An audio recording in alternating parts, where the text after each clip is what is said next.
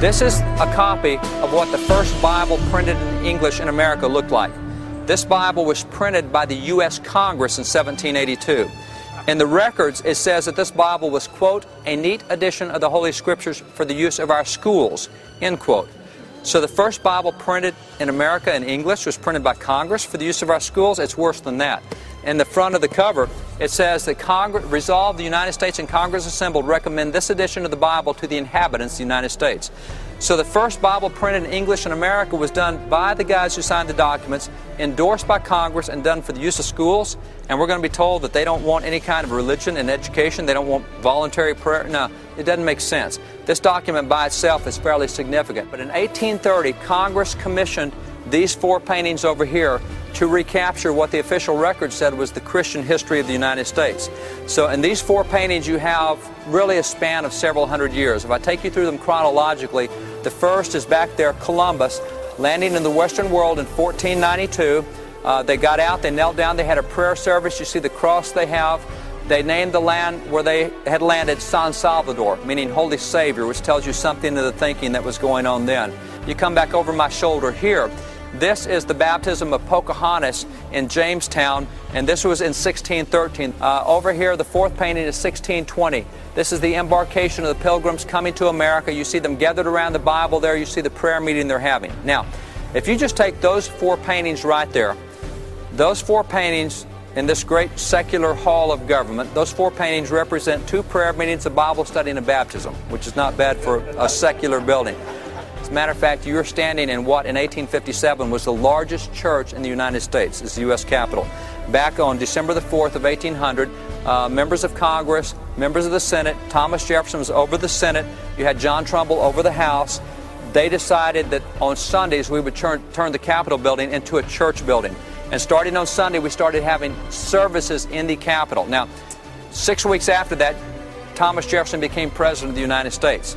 But for his 8 years as president, he went to church here at the U.S. Capitol, listened to the sermons here at the Capitol, and being commander-in-chief, he decided he could help the worship here at the Capitol.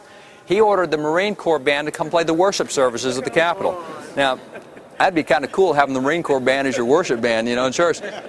That church went for the better part of a century, and by 1857 there were 2,000 people a week that went to church in the hall of the House of Representatives.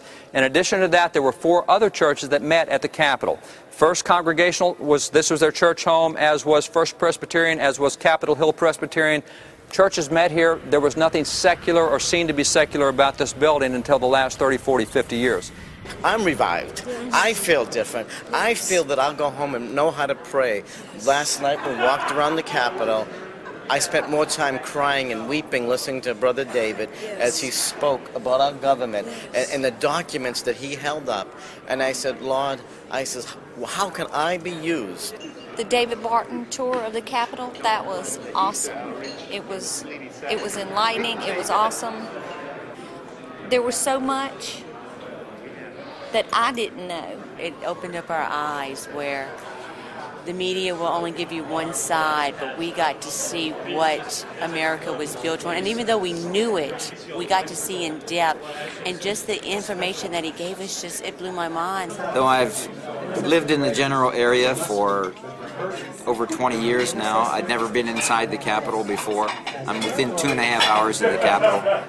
And David, the leader, was just phenomenal. So one of the highlights for me was going to the Capitol building and getting some history about what's been going on as far as how this nation was started. And we've been lied to, and that's the honest to God truth. And just and knowing that has really, I'm a little angry about it, and I'm at a point of getting the education that I need. You see the statue to the left of the door over there, that white marble statue? That is President James A. Garfield. President Garfield was one of the young major generals in the Civil War. He was a war hero. He became Speaker of the House. He became the 20th President of the United States. And by the way, that man founded Howard University. General O.O. Howard took it over after he founded it. Just a really cool guy. But what we never hear about that President of the United States is that he was a minister during the Second Great Awakening. This is actually one of his letters, signed James A. Garfield, 1858. In this letter, President Garfield recounts that he had just finished preaching a revival service where that he preached the gospel 19 times in the revival. He says as a result of his preaching, he said that 34 folks came to Christ and he baptized 31 of them. Now that doesn't seem like a typical presidential activity today. That's what we used to do with presidents in the past. Again, you'd walk through, you'd see that statue, you'd think, oh, there's a president. You'd never think there's a minister. We've so compartmentalized Christianity in such a small box that we don't realize our military leaders, our ministers, our educators, our presidents used to be ministers. That's why I say about 1/4 of these statues are ministers of the gospel.